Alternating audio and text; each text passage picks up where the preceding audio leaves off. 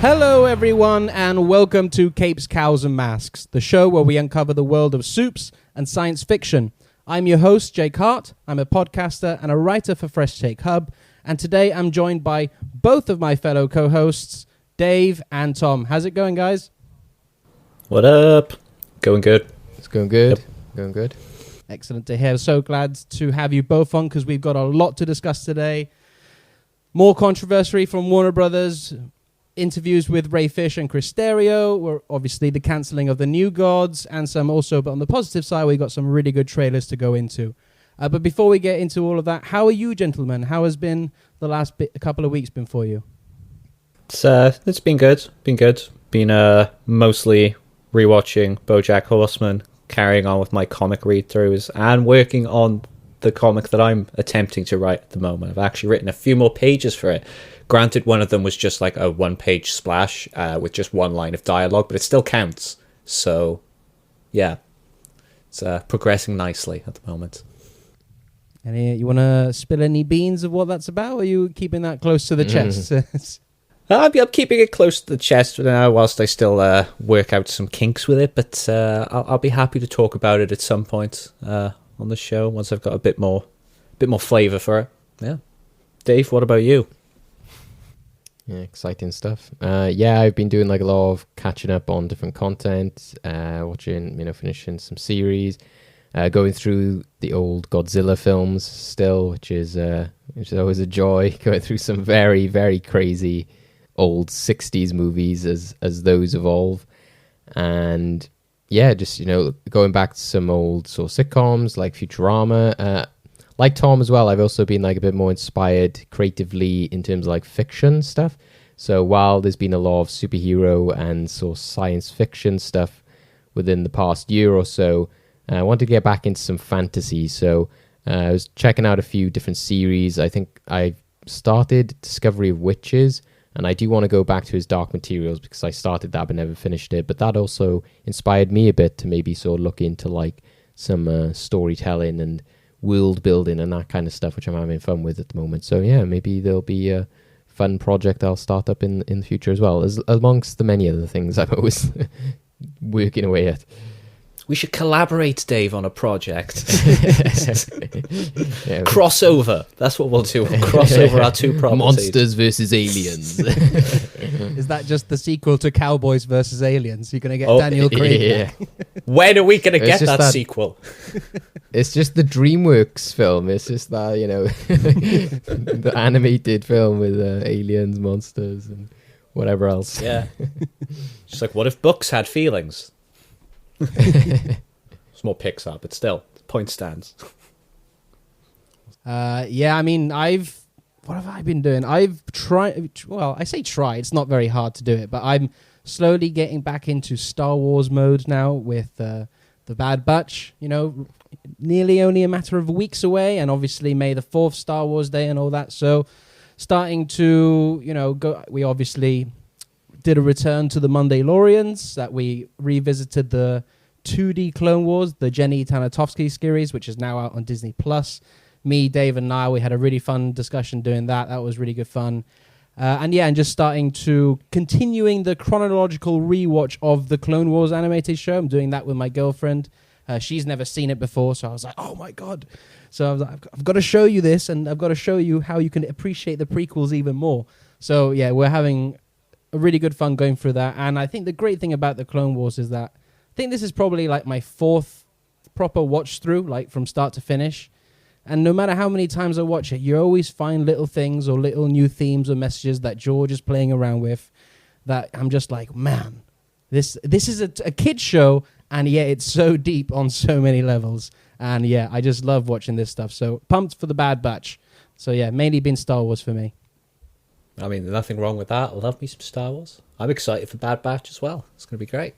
And kudos as well for rewatching Clone Wars, because that is some of the best Star Wars content out there, really. So I may end up rewatching that soon, actually. You've inspired me to do that now. Have you ever done the chronological order? Yeah, I have. It's the way I prefer to do it now. Good. It's the only way I can watch honestly, it. it's such. This is the way. This is the way. It's such a different viewing experience, I find, to actually watching it, like season 1, episode 1 to season 12, season 7, episode 12. So yeah, that's good fun. Oh, and also because I've been watching Invincible and really loving that, I was like, I'm getting more, wanting to watch a bit more animation. So I started watching Solar Opposites, and I've been talking to this about Dave. I was like, okay, this is, there's not that many episodes. It's on Disney Plus. I'll check it out. I've never seen Rick and Morty, but it was Justin Roiland, the creator of Rick and Morty. After one episode, I fell in love, and I was like, this is fucking great. And I basically binged the whole season and like at the start of season 2 in the less than 24 hours. So that is fantastic animation. I recommend everyone check that out. And even though you didn't recommend it to me, Dave, I messaged you saying, you should check this out. You were like, I am deep into this show. So yeah. So yeah, I am sold. Yeah, I've been loving it. Have you seen that show, Tom? No, I haven't. I keep seeing it advertised around, so I probably will pick it up at some point. Clearly you love it, so I probably will definitely give it a watch, especially if it can be binged that quickly.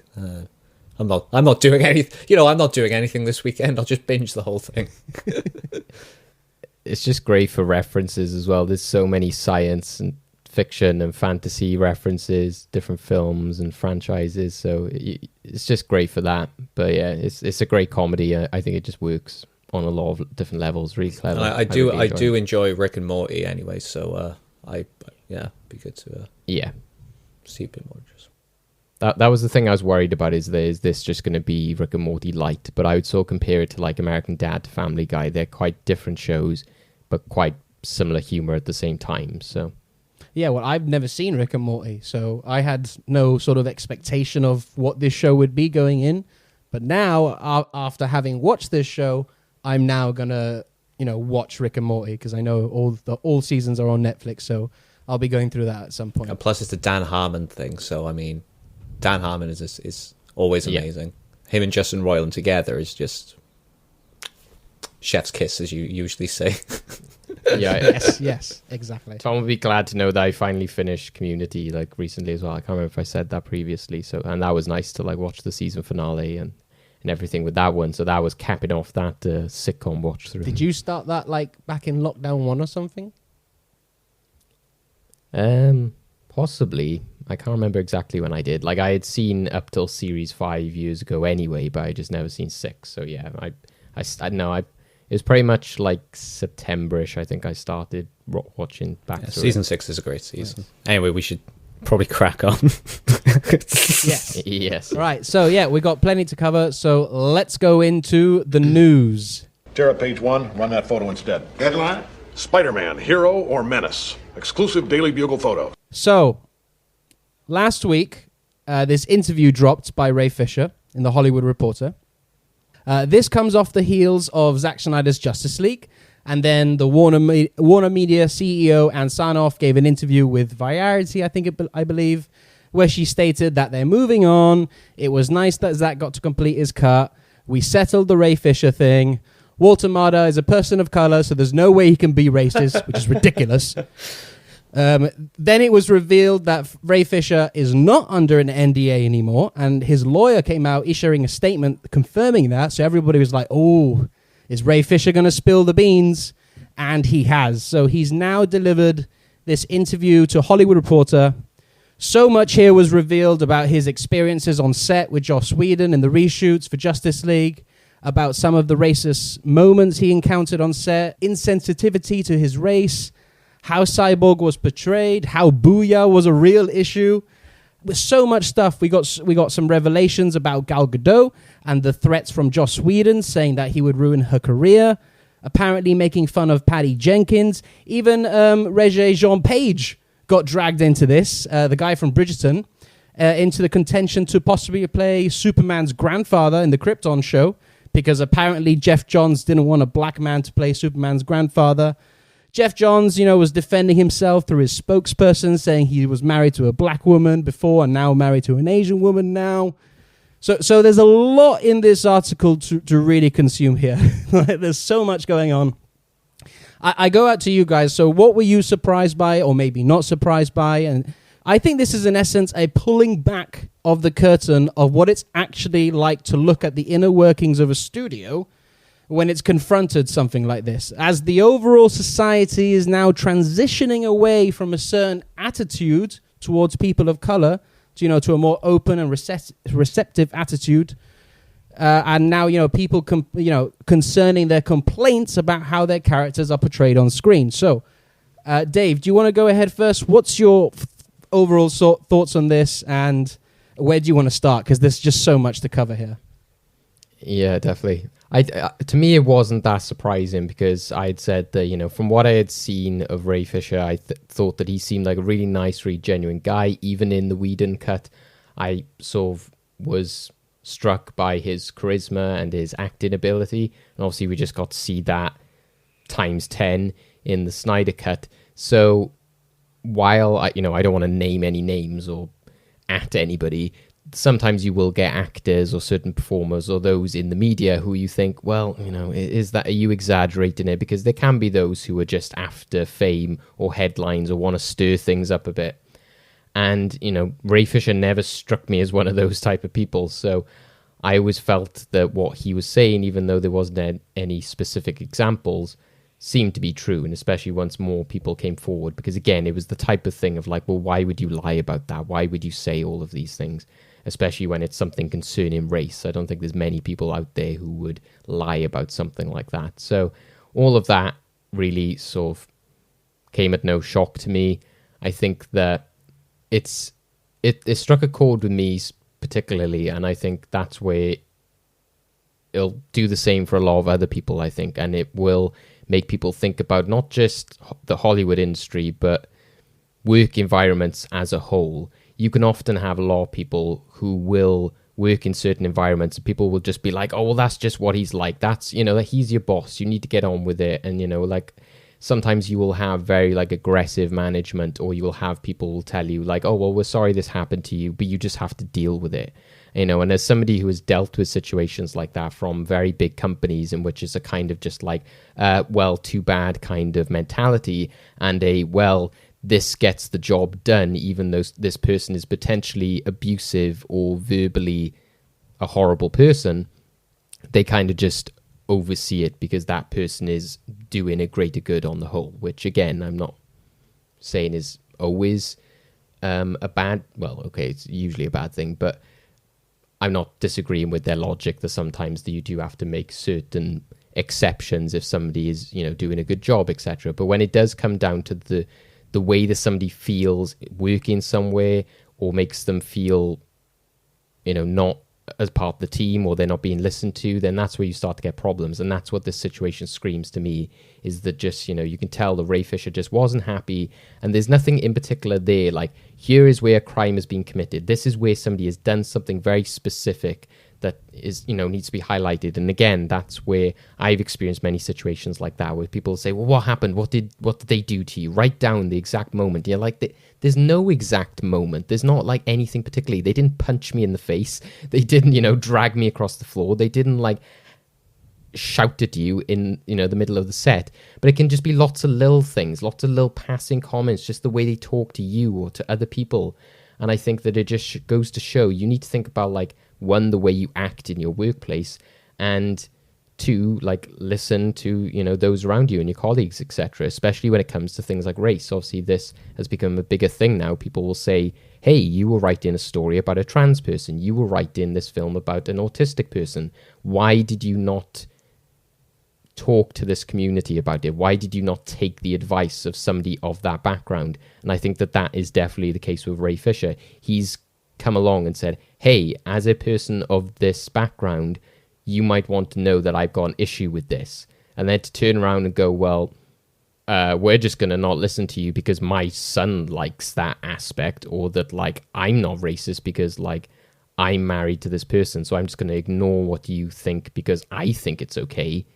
It's just very tone deaf. So I think ultimately, obviously, I think the entire drama before it, for all those involved, had hindered their careers anyway. But this just, to me, just solidifies everything. It puts more specific examples. So for me personally, again, Tom will know that, we spoke about Age of Ultron on Well Good Movies. And, I'll still, defend that film and say that it's a fun Avengers movie, but I don't see it as like, this is Joss Whedon's baby. That film encompassed many people, loads of people worked on that film. And I'm not just going to write off anything that Joss Whedon has ever done, because, again, I think that those products can live outside of that creator, and I can still appreciate what they did at that time. But that's not to say that I don't think that Joss Whedon has become a massive, massive arsehole.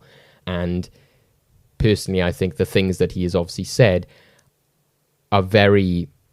He's clearly got too big for his boots, saying things like, oh, well, I'm able to tell Robert Downey Jr., what to do and all this kind of stuff, and coming onto the set. And that bit that really struck me was the, like, can you say the line? Can you say the line? And when he did it, and I can't remember the exact comment. When he was and patronizing him with Shakespeare. Reading that was... Yeah, when he said, like, we're going to do it today and all this kind of stuff, like, that is so passive aggressive and just... I can imagine being there. I've been in those situations in which you're just like, you're such a dick. And the sad thing is, a lot of the time, there will be about, I don't know, say you got a room of 30 people, probably about 25 people in that room, like, yeah, well done, oh, nice joke there, Joss, etc., etc., which is the sad, horrible reality of these situations. So the more people can speak up and say, look, I'm not dealing with this anymore. And I think personally, again, I think Ray Fisher's still, he's still working in television and that kind of stuff. Even if he can't get as big an acting career, I think that he would be a great advocate to start being some form of activist, or for, like becoming a voice for those who are suppressed, and for like working environments, and kind of like, I don't know, maybe like a Greta Thunberg for sort of race and bullying and that kind of stuff. I think that he really has done well in handling this situation and sort of being very frank and honest about it, which I think is fantastic. Dave, very, very politely said. Politely said. Much more politely than I probably would have said. Tom, what are your thoughts on this situation and this article? Dave summed up a lot of points that I probably want to make. Like, definitely, I think overall, I'm not totally unsurprised by the revelations that have come from what Ray Fisher have said, but equally, I am at the same time, because just the extent of it is quite staggering. And now we're learning like all these other stories, like we said, about Gal Gadot, like Joss Whedon threatening her career, all these comments Jeff Johns is making, who has really gone down in my estimations. Jeff Johns, I used to love him. I loved his work for DC. He's written some of my all-time favorite DC stories. Like Dave said, that doesn't mean I'm not going to be able to like not enjoy them anymore. I still will, but I definitely think that man is a prick. And I'm being less polite than Dave, but that's just because I think everyone involved here, with the exception for like Ray Fisher and everyone else who's been the victim of this, they're all pricks. Like, if a person of color comes up and tells you all this shit you're doing it's racist, you listen to them. You don't just like shut them down, threaten to end their career, belittle them, patronize them. Like, if anything, you're just reinforcing the point. And again, like Dave said, I never once doubted Ray Fisher from the beginning. Like, I used to like Joss Whedon and his work. Same with, like I said, Jeff Johns was one of my favorite writers. But when all this came out, it was very clear that he wasn't lying. Because like the way I see it is, no one was saying that like Cyborg was the reason that Whedon cut was so bad. It wasn't like the entire hate campaign on that film was centered around him. So he had like Dave said, he had no reason to lie about this. So the fact that people were so slow to believe him in the start just like astounds me.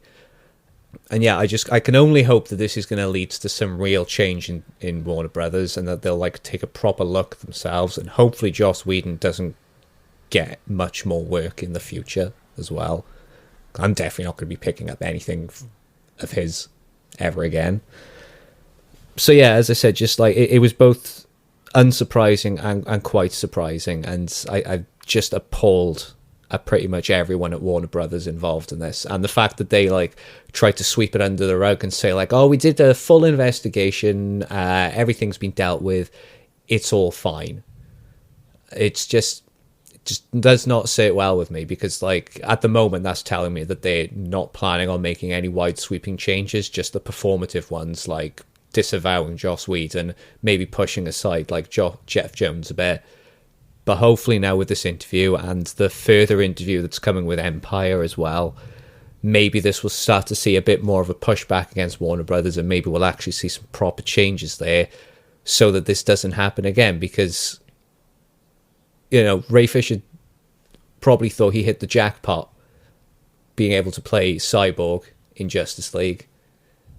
It was his first like major role, really, and Zack Snyder and Chris Terrio were taking real care to like really do a service to the character, and that whole experience for him has been completely shattered and ruined.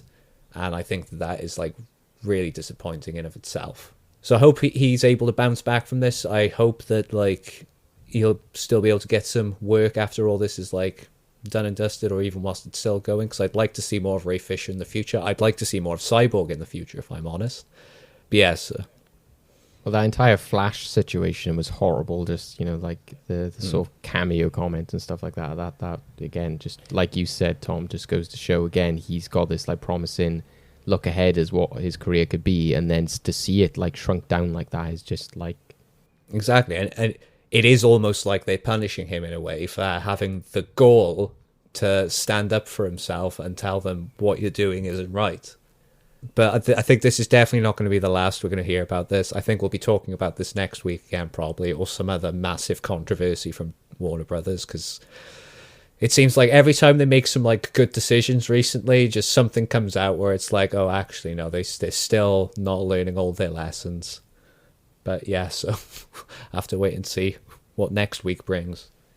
Both of you have pretty much covered a lot of what I wanted to say. I probably would have said it a bit more aggressively, aimed at Warner Brothers. The problem I have, the main issue I have here, though, is that even though I completely admire Ray Fisher for coming out and saying everything they need to, but the problem is that Warner Brothers are still being dicks about this, because all his takes about the booyah and stuff like that, you know, they keep bringing up old tweets of like, oh, but you said that, you know, when you first got signed on to Cyborg, you tweeted booyah and stuff like that, and I'm like, that's a completely different fucking thing. Don't start bringing in old tweets to combat yourself. You know, how about we fucking listen to the guy, okay? How about we listen to this guy's concerns? And look, the biggest takeaway I have from this article is that I really hope it wakes people the fuck up about what actually goes on in Hollywood. You know, there's a lot of critiques of people that go, oh, Hollywood's very, you know, left and liberal and all of that. And this goes to show that is not the case, you know. There's plenty of top executives in these studios who are very conservative, who have very conservative views. And, you know, as you can see from this article, some of them have some racist views. Maybe not overtly racist, but it's an insensitivity to race in general and not understanding what the bigger play is here. So Joss Whedon is a piece of shit. And he's a complete piece of shit. And you can call Joss Whedon a piece of shit and a dick, but also he's not the anomaly, okay? And that's what I hope, again, people wake up. He's not the exception to a rule. A lot of directors have been like this for decades, okay? And in this situation, it's not that they were overtly racist, as I said. It's an insensitive to race. Like, the blueprint was there, as you mentioned, Tom. Zack Snyder, Chris Terrio created a blueprint of this character. Two white guys involved, but they understood that this is a black character. This is going to be the first big black superhero on screen. You have to remember, this film was supposed to come out. Well, it did come out before Black Panther, you know. So they built this character from the ground up with Ray Fisher, and then Joss Whedon comes in with an arrogance of approaching a project like this rather than collaborating. And it seems very much like Joss Whedon's like, you're going to kiss my ass, I'm going to do whatever I want, and you're going to like it. This is an old school mentality, and it needs to fucking die once and for all, so we can have more collaborative efforts and healthy workplaces on sets and stuff like that. And I think this article is so important of highlighting it. And, you know, and throughout this article, you see a lot of, oh, I'm Lebanese American, oh, Walter Hamada is Asian, he couldn't possibly be racist, oh, I used to work for Obama as a lawyer. All that shit needs to fucking stop, okay? Stop it. Just because you are a person of color does not mean you get to discredit anyone else's experience of racism. This is one black man's experience. Focus on that and listen to him. I'm tired of this shit. And I'm just not surprised at all. And people need to wake the fuck up. This is what goes on in Hollywood. And like, again, I have to really, really appreciate Ray Fisher's agency here, because as a young black actor in Hollywood with his first big role, wanting to fight here, that's so commendable. You know, there's implications in the article as well that people in charge of Warner Brothers at the time, you know, when all this was going on, thought that Zack Snyder was manipulating Ray Fisher.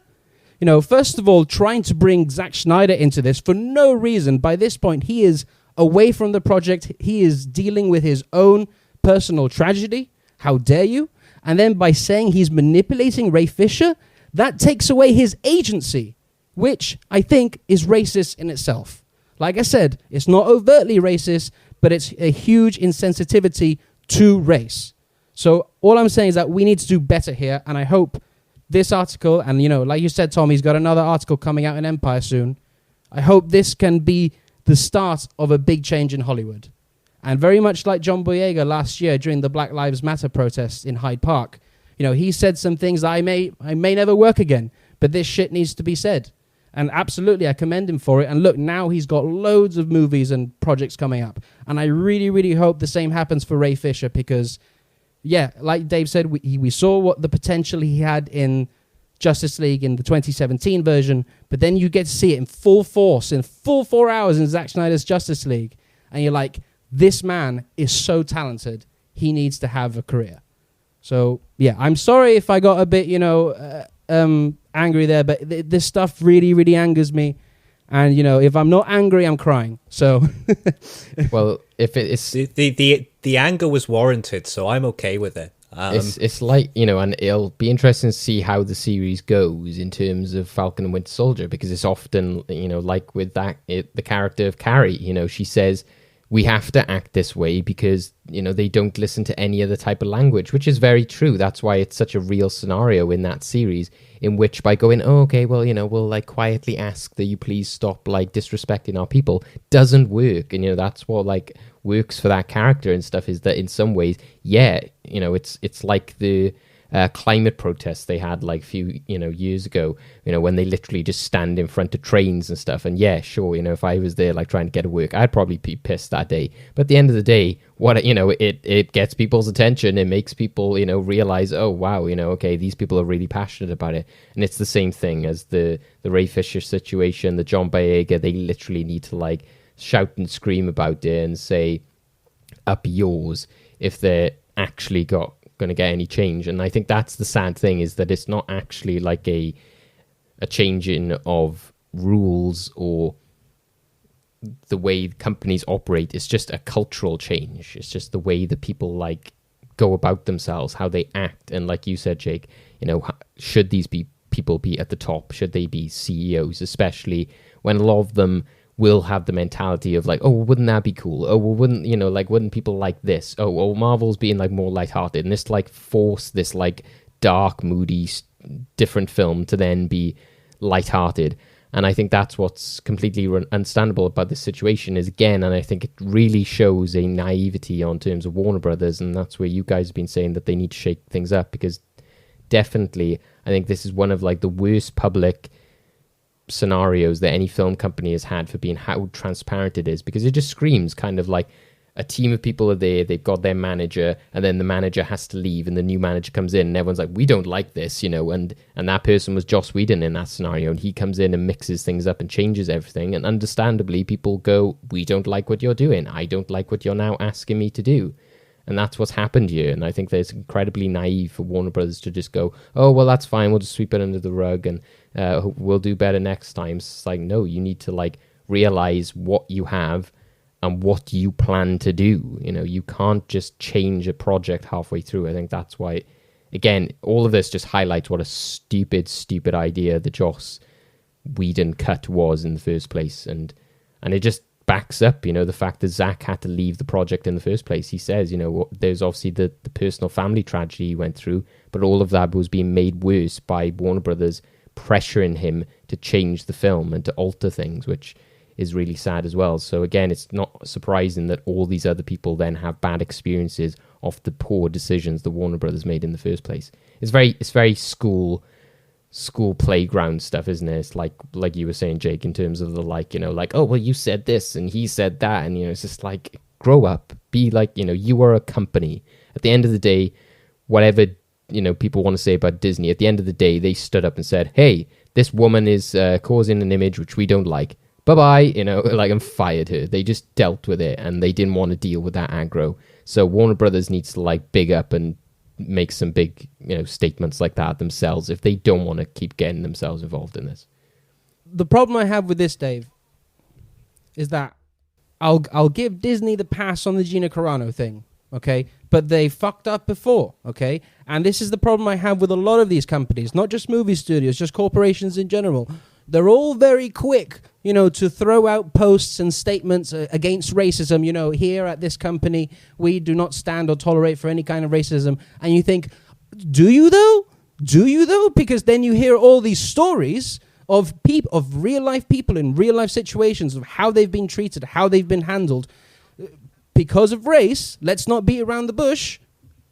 Then do you truly stand against racism? I don't think you do. There's all kinds of stuff as well, isn't it? Like the sexism stuff with Gal Gadot is really, really horrific. And obviously that, I think, seemed to be settled, but she definitely had some problems.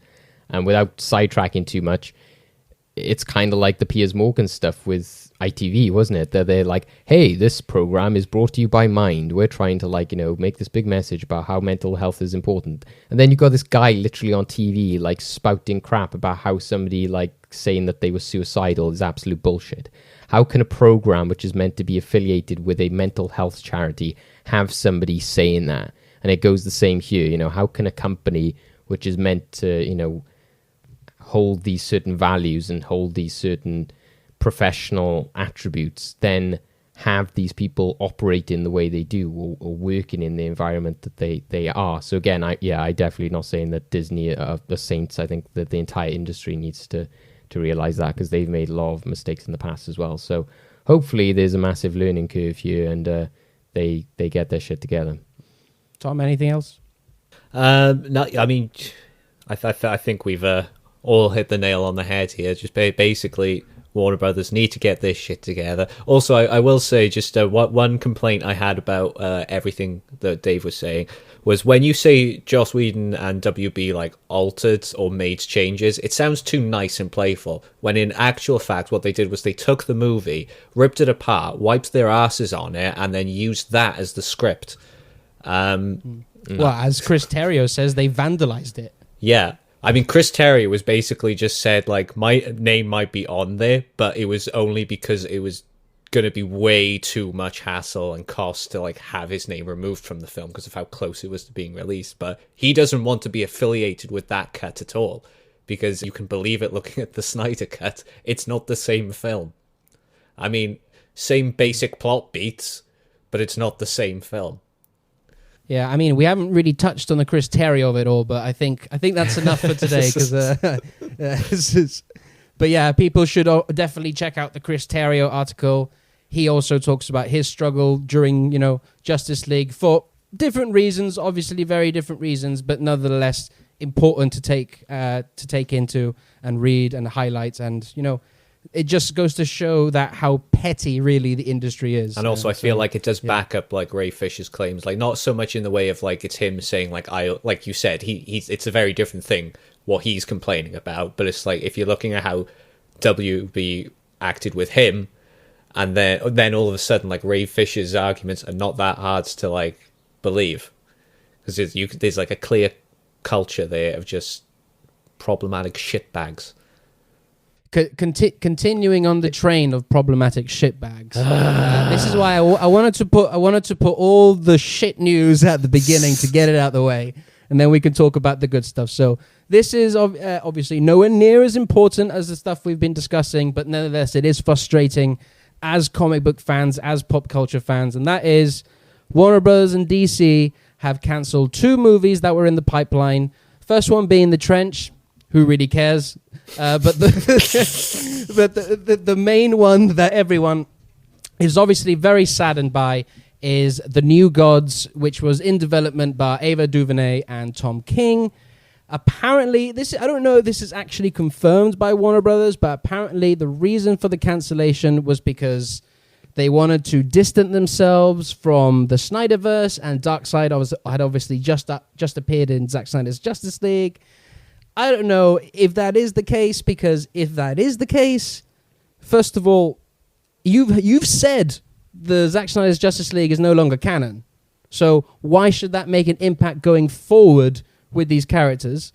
Second of all, Zack Snyder's Justice League has just been a huge hit for you. You know what I mean? Loads of people are talking about Darkseid. Fucking capitalize on that and make a New Gods movie, because people want to see more of this dudes. Right, for us nerds, obviously we can tell the difference between which Darkseid's in which universe, and obviously you can make the argument there is only one Darkseid throughout the multiverse. I get that. But at the same time, general fans don't really know or give a shit. They just probably want to see this big, cool rock dude again. So I have no idea. Excuse me, we're getting Black Adam. We are getting the big rock dude. Hey. You know what I mean. Them thighs. So yeah, I have no idea what the thinking is behind the cancellation of this, especially when you have talents like Duvernay and Tom King working on it. I mean, all the ingredients for this stew are, this is going to be a good stew, but you're like, nah, throw it out. Tom, I go to you first. Where do you go with this?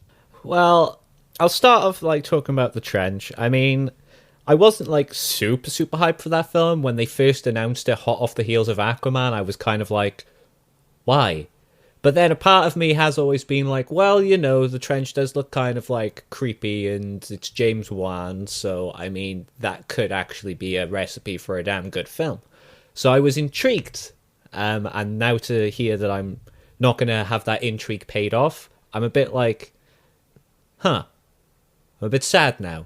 I didn't know I wanted this, but apparently I did, so I'm quite angry that we're no longer getting The Trench. As for New Gods, if I'm angry about The Trench, I am so angry about this one. I mean, like you said, okay, so Darkseid is pretty much a multiversal being, so they could have gotten away with doing a Darkseid film without making any connection to the Snyderverse, with the exception of the fact that it's Darkseid there, and, Granny Goodness decides the other ones that we may have seen on screen, although I couldn't recall any other ones. And like you said, with Ava DuVernay and Tom King, it would have been a damn good film. It would have been something truly epic. It's something I've always wanted to see adapted to the big screen, because the original comic is just so epic. It's just cosmic storytelling on the grandest scale, and it's Kirby at his absolute wildest and best. It just serves to have Ava DuVernay directing it and writing it with Tom King. So yeah, it just doesn't make sense to me, because you can make the film without making any connection to the Snyderverse, because if it's maybe based on how the New Gods came to be, you just focus on Apocalypse and fuck, I've forgotten the name of the other planet now. New Genesis. New Genesis, that's the one, thank you. You just focus on that, because there's so much stuff there that you don't need to connect it to anything wider, because there's so much lore there. And I'm shocked. Even in the original run, when the New Gods do go to Earth, they don't encounter any of the DC heroes. They're just on Earth, causing shit. You know what I mean? Dave, what do you think? Yeah, well, I think you guys are obviously going to be more experts on the New Gods kind of stuff.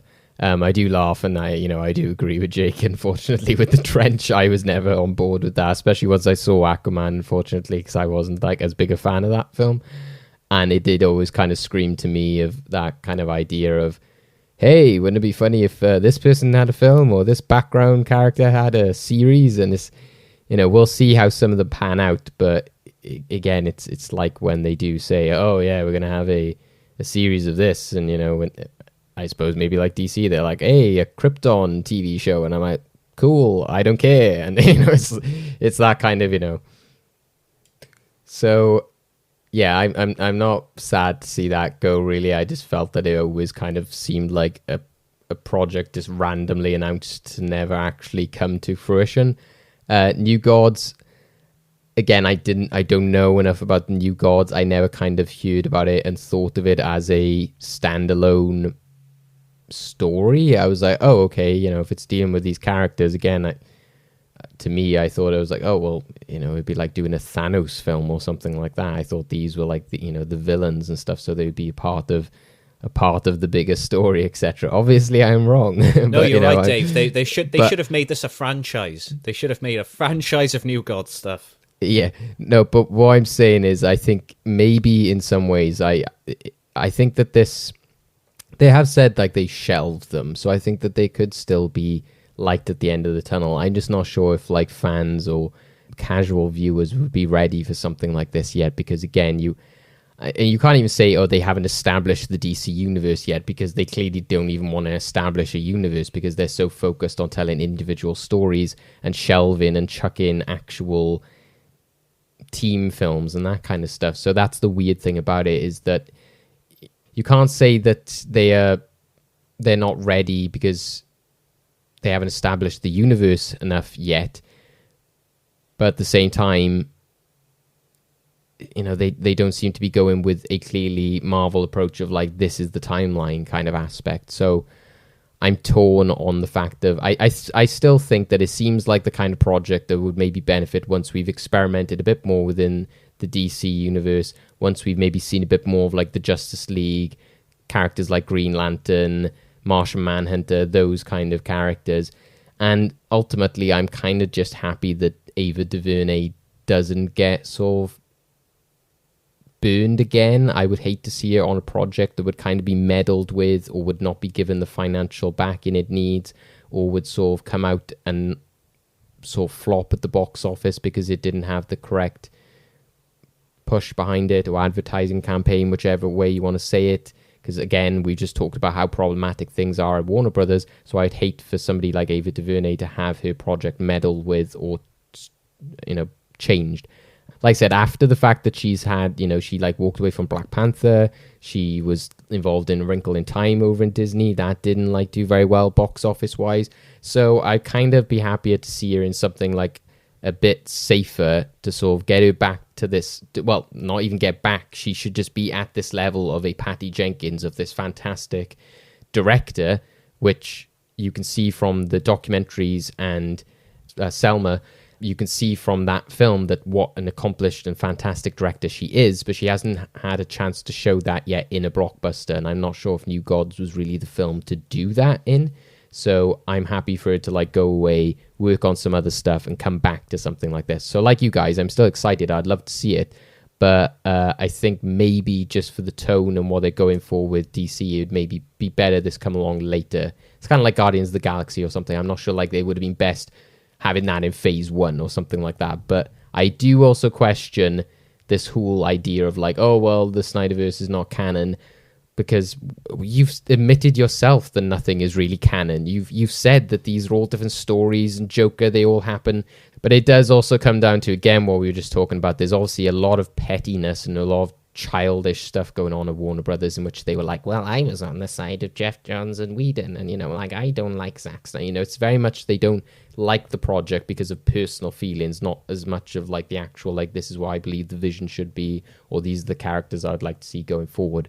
But like Tom said, I think there's no reason why you would look at like Snyder's version of Darkseid and those characters and go, yeah, we can't do that now, because why would you just, they're going to look the same, pretty much whatever, unless you went with some really bizarre adaptation of them. So, and people could watch it and go, if they want to headcanon it as a part of the Snyderverse, then cool. And if they don't, then that's fine as well. But I'm sure their design wouldn't be that drastically different that you couldn't decide yourself whether you wanted to be canon or not.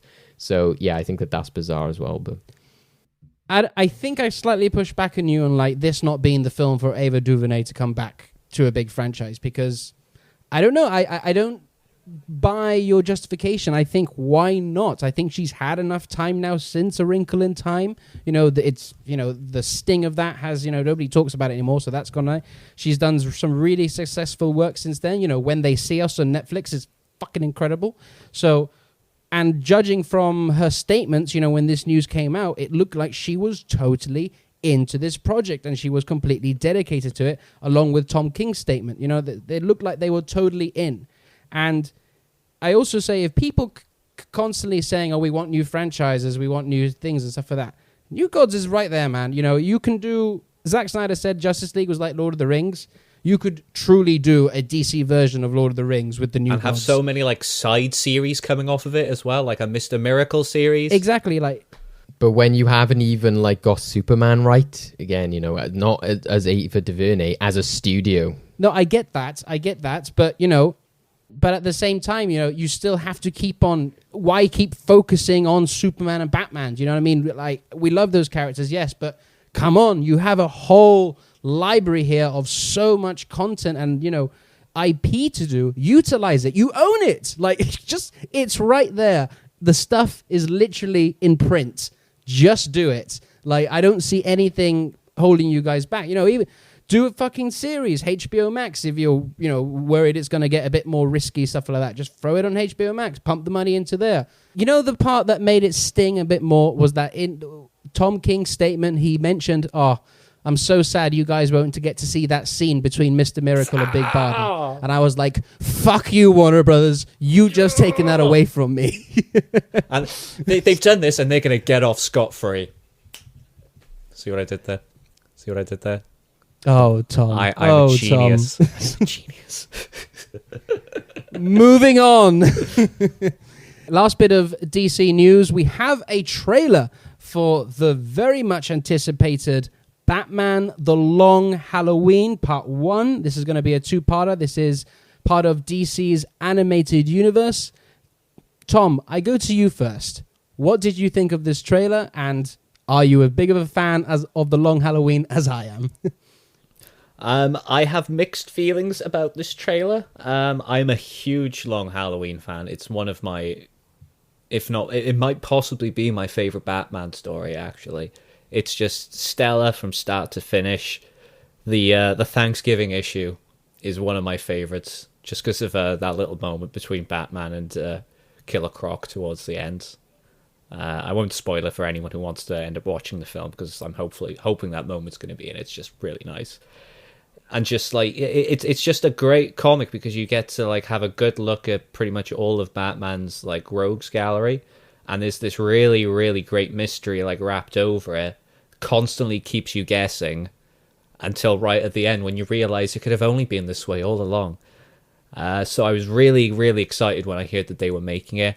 I was even more excited when I heard Jensen Ackles was going to be voicing Batman, because I love Jensen Ackles. I've wanted to see him in Cape Shit for so long. It's just been annoying that his supernatural schedule has been so airtight that, I mean, he auditioned for Captain America and also Star-Lord, and I'm pretty sure he's probably auditioned for many other roles, but it's never worked out. So I'm hoping maybe this will be his foot in the door, and that maybe, especially with The Boys Season 3, with him playing Soldier Boy, I'm hoping to see more of him in the future. So I thought he comes across great in this. I like his take on the Batman so far. Obviously, I'll have to like gauge a full opinion when I actually see the film, because you can only get so much from the trailers, obviously, but I liked what I was hearing.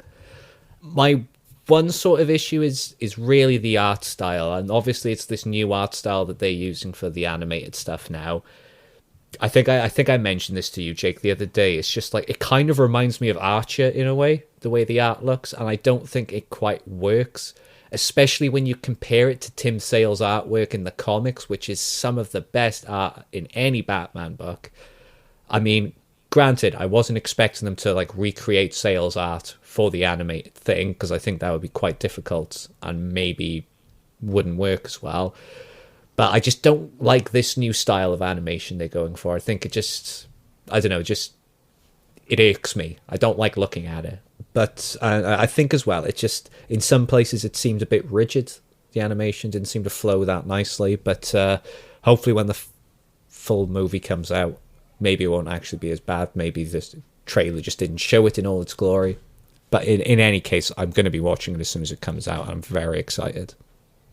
What do you think, Dave? Yeah, I think it's a case of once, you know, with these animated films, I think it's hard to gauge really from like trailers, especially when it's like under 2 minutes.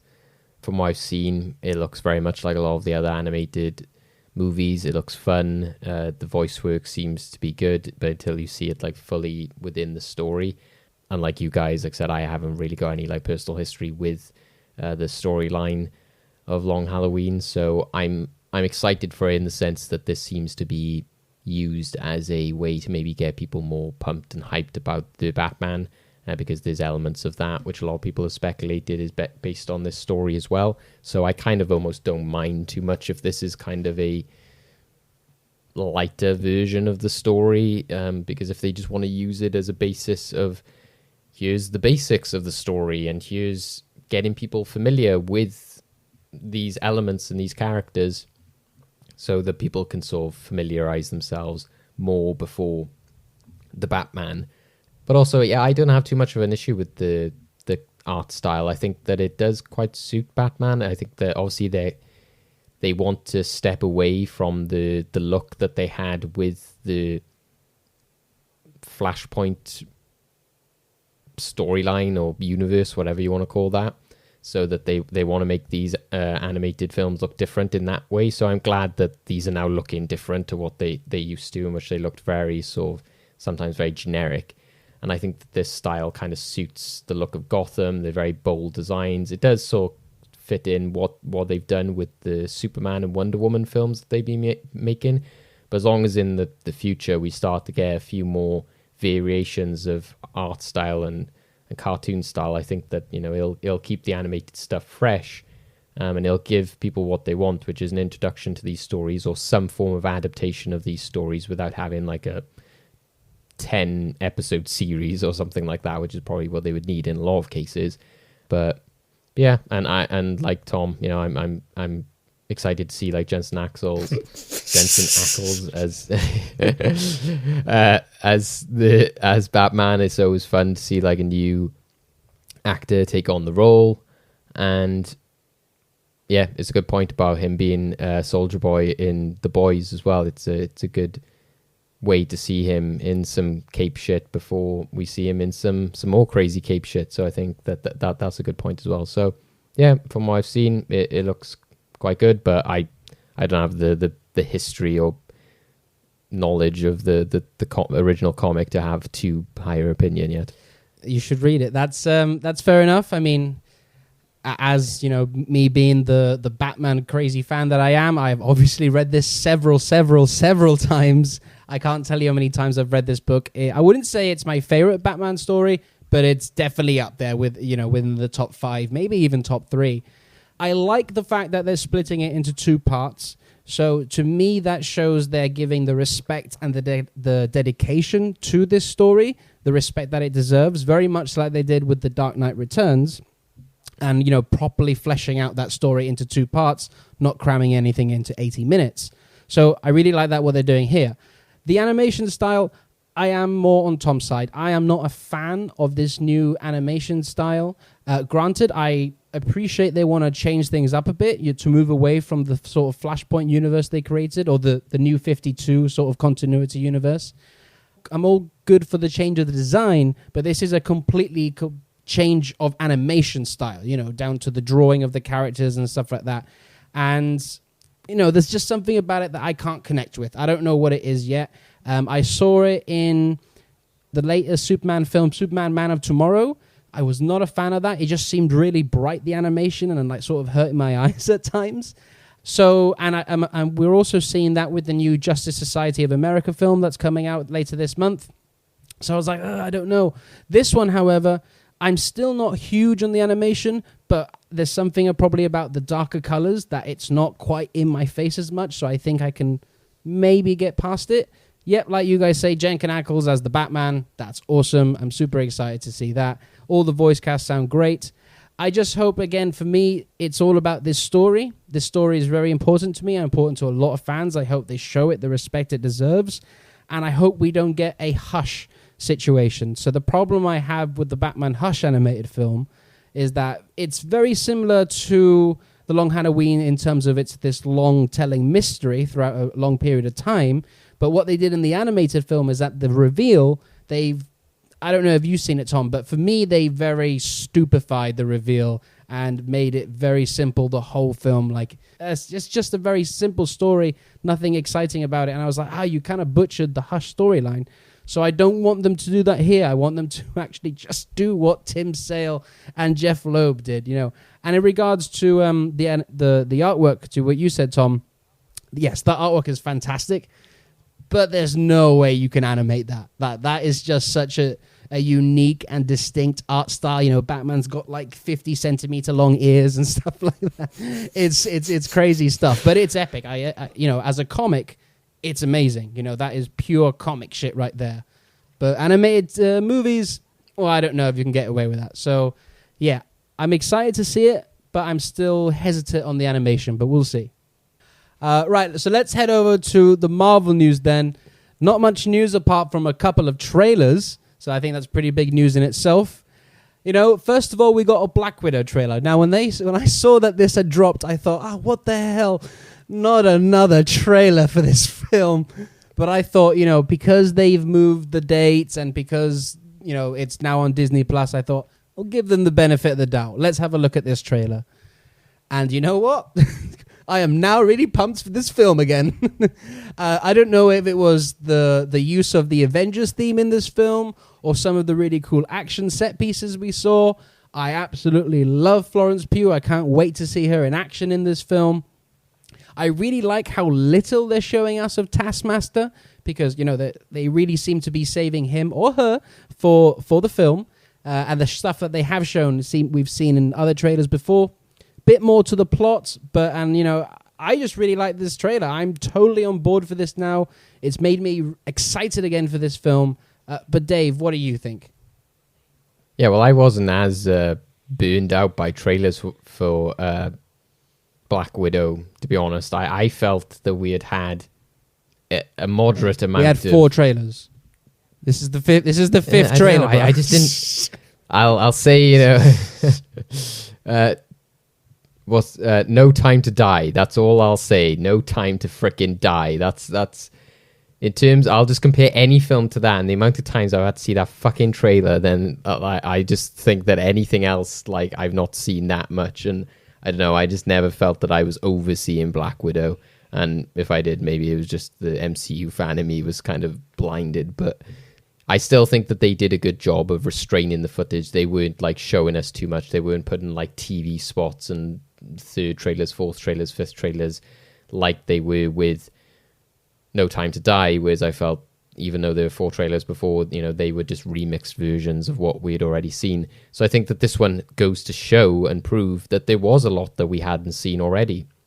So I think that this trailer was doing a lot of what they possibly would have done in the final few weeks of that film coming out. It's like really getting you excited with the legacy of the character, but then also showing you a bit more about the story and what is going to be the emotional crux of this film, whereas before we had only really had sort of like action trailers. So I think that's where this film benefited compared to films like Mulan and No Time to Die, in which they had very much shown the entire film beforehand, whereas I think that this trailer was proof that there was a lot that we haven't seen, and there were just a lot of repeated shots and sequences that we were seeing. So I'm still really excited. I was still pretty excited even when, it kept getting delayed, because I just didn't feel that it had the fatigue that other films were getting. It was spaced out enough, and those other films were taking the hits. They were like, oh, Bond will be the film to return cinemas, and then it wasn't. Black Widow was never that film. Thankfully, Mulan was kind of there, like, holding herself up in front of her friend Natasha, like, I'll take the blow. Natasha's like, thanks, fellow female heroine. So I feel that now we know that we are definitely getting it, because it's going to be on Premiere Access. Then I'm a lot more excited. I feel that this was a really epic trailer. I loved, like, the more sort of, like, orchestral, like, choir coming in at the end, when it was like, oh, and it's like very Russian vibes you get from it, especially, and playing with the kind of white and red motif as well is really fun, like matching her costume, but also the colors we sort of associate with Black Widow from her logo and her hair and all that kind of stuff. I think that is really cool, and it just gives this trailer a different vibe. Again, I just have to compare it to something like No Time to Die, in which you just watch it and go, yeah, that's the same trailer remix, that's the same logo, that's the same storyline. Here, they were using past footage to pad it out a bit, but I think they did it in an effective way, and it did very much come across then as a different film, a different trailer, and thankfully you had different logos and all that kind of stuff to keep it mixed up. So yeah, I'm really excited for it, and I think that potentially what some people might have written off as just like, oh, it's just some past story that's just fill in a space in the MCU. I think there will be stuff in this film which will possibly add to the MCU and to the universe overall. So I'm excited for that. What do you think, Tom? Yeah, basically the same. I'm very excited for this film now. There was a lot about the trailer that I liked, Taskmaster especially being one of them. Just that one scene of them like falling through the air, and he's just like, or she, as we said, they are just like, yeah, just scraping down that. I don't know what it is. It's part of a plane that's blown up, I guess. I don't know, but it looked cool. But yeah, I've always like loved Taskmaster in the comics. He's a great character in the comics because he can serve as both just like your sort of comical like villain henchman who's just like always making some just like wry jokes and that, or he can actually be a very serious character because he is a threat. I mean, at some point or another, he's like taken down like every Avenger at least once, pretty much. I'm sure he's soloed an entire team on multiple occasions. His current run sees him like basically head to head with Black Widow, and he's like holding his own against Black Widow, the most dangerous woman in the Marvel universe. So I'm very much looking forward to seeing more of him or her on screen. I think like you guys said, they're not giving us too much information about Taskmaster or Ray Winston's character, who's Ray Winston's in this film apparently. I mean, I'm okay with it, but just I didn't know until I saw the trailer. I was like, oh, it's Ray Winston. Yeah. So yeah, I think I'm just glad this movie's finally coming out and that I can finally see it. I still maintain that this is a film that should have been made like years ago. Not just because of like, obviously, Black Widow's dead now and this is taking place in the past in the MCU, but just the fact that I feel like she'd earned a solo film way before now. After Iron Man 2, she'd earned a solo film. She's Black fucking Widow. She's one of the best Marvel characters, one of the most interesting characters. And then you've basically got a spy franchise within your big comic franchise. It's a big like, crossover hit. I mean, it's just crazy that it's taken them this long, essentially. So it'll be glad to finally see it. I'm looking forward to Florence Pugh's take on Yelena as well. And David Harbour as Red Guardian is going to be an absolute delight, I think. I'm already loving him in the trailer. Although, weirdly, it's just reignited my anger for The Boys Season 2 for reducing Love Sausage down to just, like, a quick joke.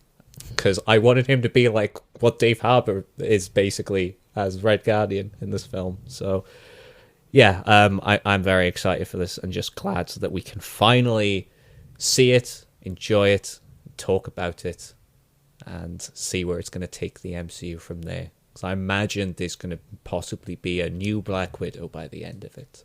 Oh yeah, Yelena. I've been saying since it was announced, Yelena's going to be taking the mantle. I don't know, as Black Widow or maybe as White Widow. We'll see. But I also like to point out, I'm really looking forward to the family dynamic in this film between all four of them, Natasha, Yelena, Rachel Weisz's character, and David Harbour's character, Red Guardian, because you can see in the trailer there seems to be like some flashback scenes of, you know, this that typical Marvel de-aging going on when the two girls are young girls. But then again, I don't know if they're actually, you know, father and daughter, like, you know, the natural way, or if it was like the Red Room or something that was somewhat manipulating them, because in the trailer as well, you get Rachel Weisz saying to Natasha, you know, we had our orders, we had to do what we had to do, you know, and then I think it's Yelena says something, it was real to me, you know what I mean? So there's all sort of these little family dynamics saying, oh, like, you know, we're family, but then I'm questioning, are they family? Is there some more sinister plot of the Red Room, stuff like that? And I'm also questioning Rachel Weisz's character, because every time we see them on screen fighting Taskmaster, Rachel Weisz's character isn't on screen.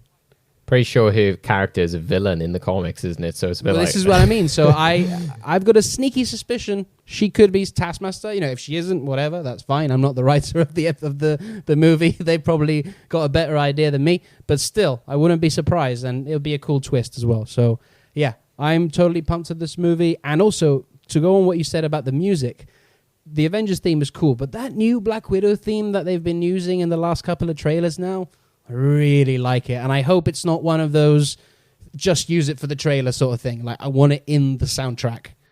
Anyway, speaking of Black Widow, we see her again in the next trailer. What the fuck? And that's the Loki trailer. This trailer that we've talked about for ages now, how we're excited for this show. We saw the trailer, the Disney Investor Day. We thought, oh, that looks interesting. Looks a bit darker, a bit weird. But then we get this full trailer. It's all out weird. Owen Wilson is doing his Owen Wilson thing. I just absolutely love this trailer. I can't wait. I honestly can't wait. This, I really liked WandaVision because it's, the kooky, the weirdness and stuff like that. Falcon and the Winter Soldier, I'm not as gripped into as I was with WandaVision. It is a bit more straight edge. But this one, judging from the trailer, I'm like, oh, this is going to take the weirdness of WandaVision and dial it up to 20, I think. I can't wait for this. Tom, what did you think of this crazy trailer? I mean, yeah, it's basically like you said. It's like they've taken all the craziest stuff they've done in Marvel so far and just gone, now add time travel and God of Mischief. And it just looks beautifully insane. And I just like the one bit that always gets me is like when, like, I think it's Owen Wilson presses that button, Loki falls through the floor, and it's just that guy there just like, please sign off that this is everything you've ever said. Well, that's absurd. Sign this as well. I think, yeah, like going from the trailer, it's a bit difficult to see exactly what the plot is going to be, because like obviously it seems to be setting up like Loki's going to help them fix all these time anomalies, but then the way the trailer goes, it's like, well, that looks like what they were trying to do, but then Loki's going to like escape and lead them on a chase through time. Maybe it's both, maybe it's neither. All I know is just I'm probably more excited for this than any other Marvel property that's been announced so far. I mean, like I said, I loved WandaVision. I loved the weirdness of that. I'm actually loving Falcon and Winter Soldier probably more than I was loving WandaVision, if I'm honest, so far. Although, see what happens in these last two episodes. Loki, though, it looks like it ticks all the boxes for me. I love weird sci-fi shit. I love time travel stories. I love Loki. I love Owen Wilson. And I just think it's going to be a one-of-a-kind show. And, like, hearing them talk about the film, because I think, Jake, you shared this to our chat the other day, about basically them saying, like, the film is essentially just, like, about identity and all that. And that kind of tracks with, like, what I've said before about, like, Loki in the comics, like, especially in a solo series. It's often about him, like, fighting destiny or trying to, like, change, like, the perception of him. He doesn't want to be the God of Mischief anymore. Maybe he wants to be something else, but destiny always tells him, no, this is what you are. And it's caused some really heartbreaking stories before in the comics. Kid Loki. So I'm hoping that we'll be able to get that. Like, as weird and as funny as this show is definitely going to be, I also think that especially as you come towards the tail end of it, it's going to be a lot of heaviness, a lot of pathos, and I think we're going to really get to see Tom Hiddleston like really shine in this role, because he is a fantastic actor. So I'm always glad to see more of him and more of him as Loki. So yeah, proper excited for this, and I kind of want it to be out now already, I know they're going to be releasing it weekly, but can they not? Can they not just? I know, like we've said before about like people wanting all these things like to binge at once. Now I'm back to that. Okay, I want to binge these things all at once. I think it all depends on what type of story they're telling. Now, WandaVision, I absolutely loved the weekly format because it was designed in a way to be a weekly format.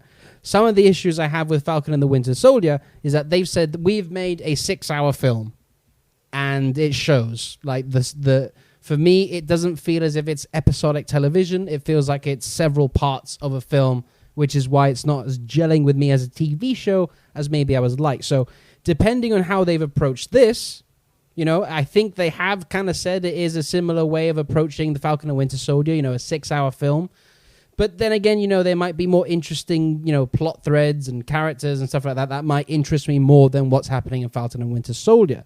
But I also do think this is probably going to be really dark. I mean, just from the music and the way it's lighted and everything, it's a really dark and eerie show, but it's got that element of comedy from Loki. I think it's going, and obviously Owen Wilson. So it's going to be like a dark comedy.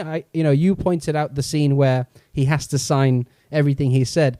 I go to the last bit of the trailer. He was like, "I can't trust you. You've literally stabbed people in the back 50 times." He's like, "Well, I won't do it again." I wouldn't do it again. So good. And from the small snippets we've seen of the chemistry between Hiddleston and Owen Wilson, I am so there for it. And it looks to me now, we caught a glimpse in the first trailer, but there's a couple more shots of this character. You've seen the character with the lamp and the hood. I think that seems to be our antagonist, because it looks like they might be after that character, whoever that character is. And I also like how they're really tying it to Endgame in terms of how time works. When the Ancient One is explaining how time works to Bruce Banner, you take the stone out of this place, multiple realities are created, and you see that there in the TVA by Loki coming out of the timeline in Avengers 2012. This is time travel. It's confusing.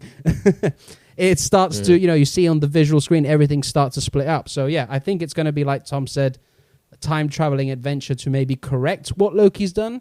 But I think there's going to be a lot more to it. Dave, where do you go with this?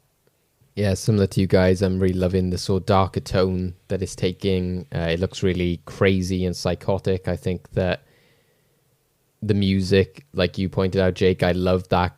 I hope, like we said with in Black Widow, I hope that this music is in the series as well, because it's just the vibe it gives off, that kind of weird synthy kind of Tim Burton opening they have when they're in the TVA, and then later on just turning really chaotic, and like the violins and percussion and everything coming in really heavily.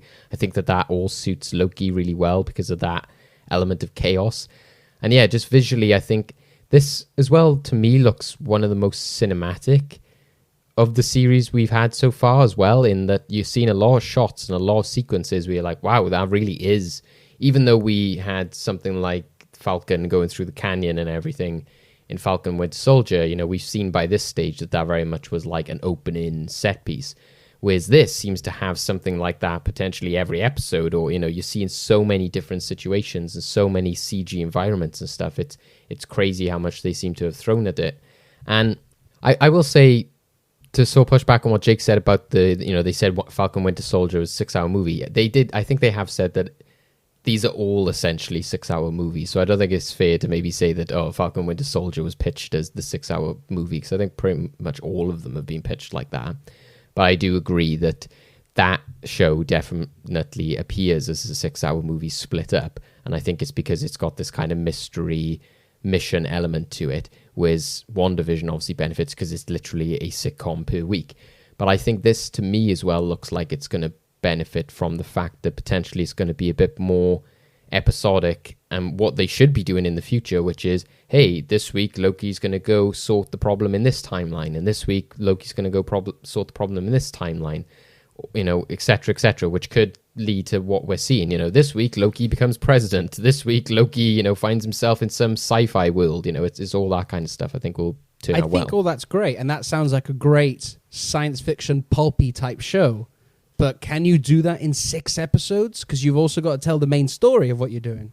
Well, if it is the element of Loki needs to fix the timeline, then yeah, I think potentially it's again, it just depends on the way they structure it and how they sort of plan out the series, essentially, rather than it just be like handle this as one continuous story. Like, again, a great example is like the last series of The Boys. They sort of knew they had those first 3 episodes, and they told that as very much a successive story over the 3 episodes. And then as they got into the weekly episodes, they might have just been lucky, but they did then start to turn into more contained episodes, and the story evolved from there. And it was very much the same there. You were like, how are they going to wrap this up in this many episodes?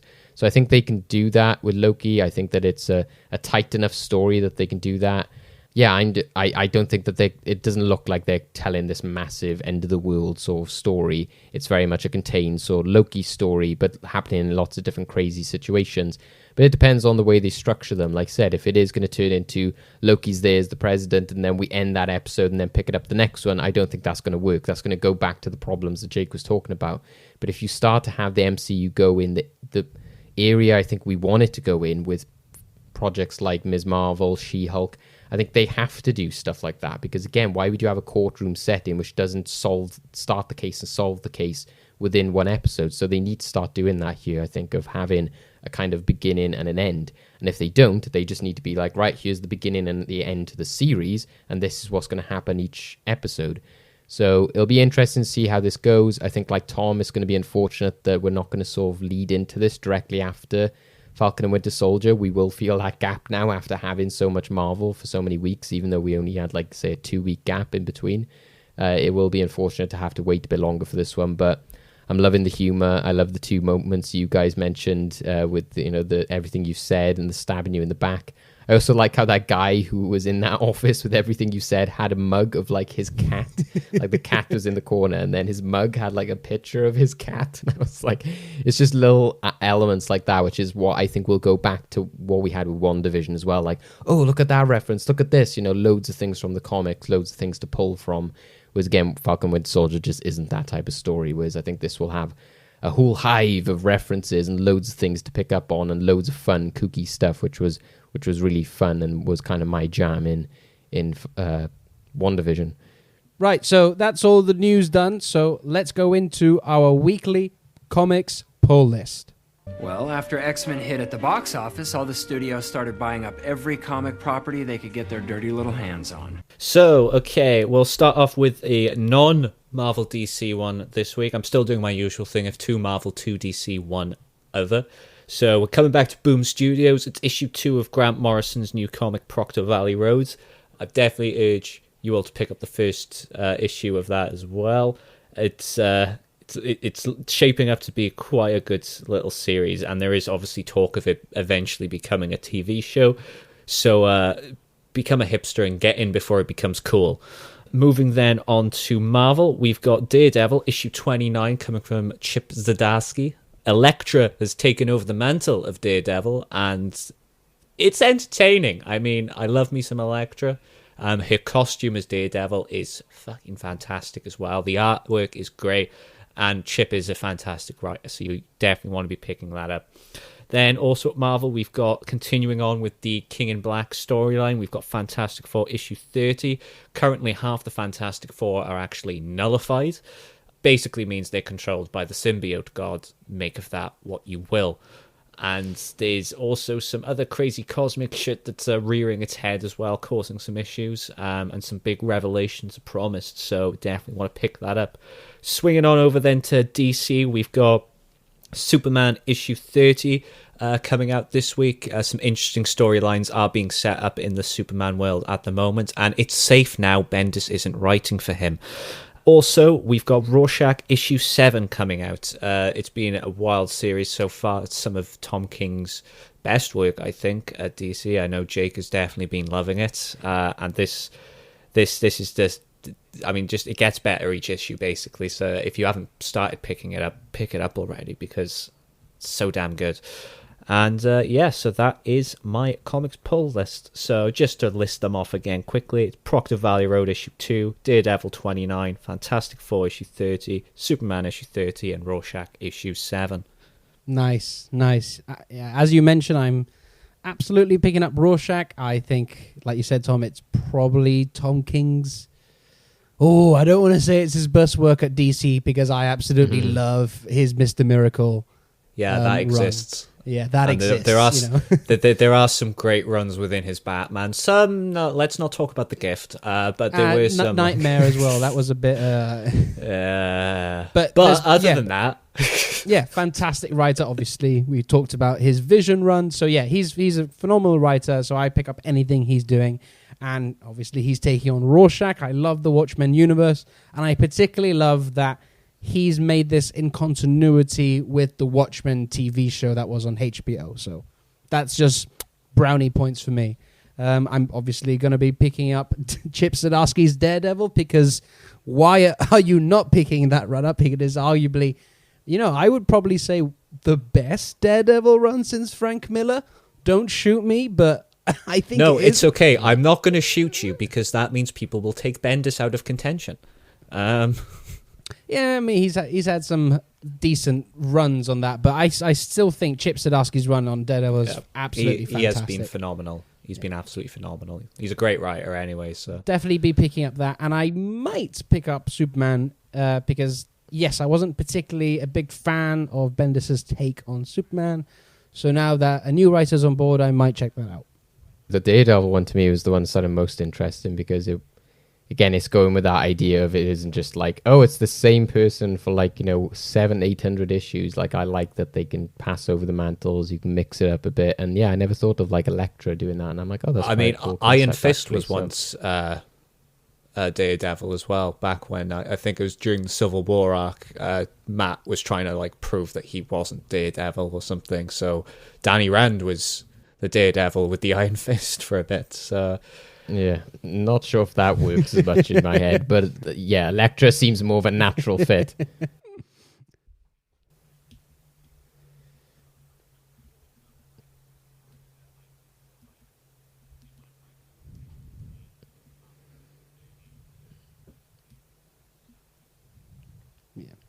And it leads to some good stuff when they adapt this stuff, because like you had with Black Panther and where you might have with what was I thinking of? Captain Marvel. You can have this element of oh, well, that character becomes Captain Marvel in the future, and people are like, oh, well, you need to watch out for her then. So that's what works out well for when these characters make the big screen as well, because the thing I think in the big screen, legacy characters are just going to have to be the default, whereas in comics it's we'll try out these new legacy characters and they either stick for several years or they just fail completely. With film and TV though, you kind of you have to, if you want to keep these characters going for say many years, you're going to have to just accept legacy characters are a thing and that they're normal. And I'm hoping this will actually translate to the comics, because one of my big issues with comics is how afraid they are of letting legacy characters actually carry on the mantle. I mean, Wally West was the Flash for 20 years. That's one example of when it's actually worked. And then obviously they brought Barry back, and they've done my boy Wally really dirty. And Tom King especially is not in my good books because of stuff to do with Wally West. Is that right? Heroes in Crisis? Was that, Let's God. God alive. Well, yeah. With that brings us to the end of the show. We've had some really cool trailers to discuss. We've had some difficult yet important issues that we've had to talk about, but we try to keep it as light as possible on the show, but sometimes these things have to be addressed. But if you want more of hot film takes and some political stances, you can find me on Twitter at SweatyJake, and you can get all my hot film takes on Letterboxd at Jake Hart. But Dave and Tom, how about you guys? What are you getting up to, and where can the people find you? Twitter, as per usual, at Gapperboy. Just, basically same. If you want, it's more specifically aimed at comics, my rants, than the TV shows and that. But if you do want that in your life, I do deliver some hot takes. And I'm still campaigning for Cap Wolf to be a thing before this Falcon and Winter Soldier series is done. So find me at Gapperboy, and together we can make Cap Wolf a reality. You can catch me at Twitter as well, David Osgar, Osgar. You can also catch me on Letterboxd, where there won't be so much hot takes, just weird takes of why am I watching this 1960s Godzilla film, in which I point out that Godzilla gets pwned by two babies in one of them. So that's always fun. You can also catch me on YouTube at Fresh Take Hub, is the YouTube channel where I did my Spider-Man video essay, which is worth pointing out because apparently Collider's gone and stolen my idea. Thanks for that, Jake, for pointing that out. No, I'm joking, but happy to see the love for Sam Raimi's Spider-Man, so jump on board, and I'm waiting for that sweet Far From Home trailer to come out in which I can have a reason to talk about it and share it again. Hell yeah. So go check it out before, like Tom says, be a hipster now before it becomes cool. I just want to point out, if anyone from Collider is listening, Dave does not speak for Cape Skulls and Martin totally. So if you want to collab with me, I'm still up for it. If you, I'm cool with it as well. Hey, I'm not busy. If anybody wants to share that video from Collider, then I'm definitely your best friend. And as for the show, we're also on Twitter and Facebook at Capes, Cows, Masks. And if you're listening to us on Anchor, Spotify, or Apple, whatever it is, subscribe, follow us, leave a rating, leave a review. It all helps us go up in the ranking. And the best thing as you can do, as I say every week, let's keep expanding this family and recommend us to all your geeky and nerdy friends. So, everyone, thank you for listening. We'll see you all next week. Stay safe, everyone. Bye-bye. Tra.